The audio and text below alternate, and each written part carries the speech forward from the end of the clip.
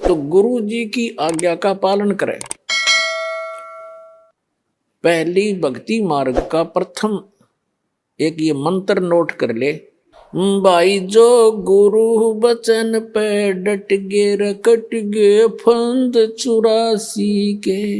भाई जो गुरु बचन पे डट गे कट गे फंद 84 के, कट गे फंद 84 के, रकट गे फंद 84 के। भाई जो गुरु बचन पे डट गे रकट गे, वस्तु मिली ठोर की ठोड़ मट मिट गी मन पापी की दौड़। वस्तु मिली ठोर की ठोड़ मिट गी मन पापी की दौड़। भरम मिटे मथुरा काशी के, भरम मिटे मथुरा काशी के। भाई जो गुरु बचन पे डट गे कट गे फंद 84 के, कट गे फंद 84 के, कट गे।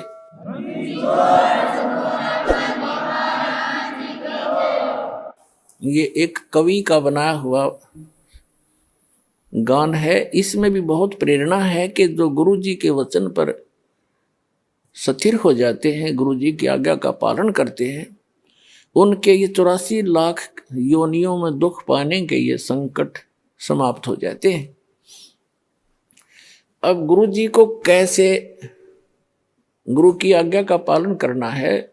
सिर सौंप्या गुरुदेव को सफल होया ये शीश, नितानंद इस शीश पर आप बसे जगदीश। सिर कैसे सौंपना होता है? सिर काटना नहीं, गुरु जी के आज्ञा का पालन करना ही सिर सौंपना होता। एक गुरु जी थे, उनके 4-5 शिष्य थे, आश्रम में रहते थे। रोज ही प्रतिदिन शिक्षा यही दी जाती है। प्रत्येक गुरु जो होते हैं ये 5-4 फार्मूले पक्के सिखाता है चेलों को, और ये ही कारगर होते हैं। अब जैसे कोई भी भांग बोता है खेत में, तो वो भी खेत को संवारने के तरीके सारे बता देगा, लेकिन बीज गलत है तो वो सारे तरीके गलत हो गए। बोना था गेहूं, बीजना था गेहूं, बो दी भांग। ये तो बाद में बताऊंगा, लेकिन जो प्रसंग चल रहा है उसी को आगे बढ़ाते हैं। एक गुरुजी थे और वो अपने शिष्यों को शिक्षा देते ही रहते हैं। जैसे प्रतिदिन सत्संग के माध्यम से या वैसे भी टिप्पणी करते हैं, बैठते हैं, जब बच्चे अच्छी शिक्षा देते हैं। एक दिन गुरुजी ने कहा कि देखो भाई, जो गुरुजी की आज्ञा पालन नहीं करते बच्चों, वो कभी सफल नहीं होते। उनको घोर पाप लगता है, उनकी भक्ति नाश हो जाती है।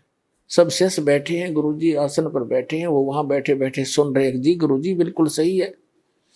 तो गुरुजी ने कहा कि मेरा एक आदेश है कि तुम मेरे सिर में अपने 5-5 जूते मारो। और ये भी शिक्षा दी जाती थी, गुरु मानुष कर जानते ते नर गए अंध, महादुखी संसार में आ गए यम के फंद। गुरु को परमात्मा के तुल्य मानना चाहिए। अब उनके सामने धर्म संकट खड़ा हो गया। गुरु जी की आज्ञा का पालन नहीं करें तो भक्ति का नाश हो गया, और गुरु जी की तरफ हाथ कर दिया तो कट जाए वो हाथ, इससे अच्छा था। तो पर उस गुरुदेव ने कहा, रहा मैं क्या शिक्षा दे रहा था तुम्हारे को, बस ऐसे भक्त तो मेरी आज्ञा का पालन नहीं कर रहे। नीची गर्दन कर ली। एक खड़ा हुआ, अपना जूता निकाला, गुरुजी के पास आकर बैठ गया और अपने सिर में 5 जूते मारे, मट्टाए मट मट्टाए मट। तब गुरुजी ने कहा, भाई डंडी मत मारे, तेरे सिर में नहीं मेरे सिर में कहा था मैंने। तब उस गुरु चेले ने कहा कि गुरुदेव, इस दास का शीश भी तो आपका ही है।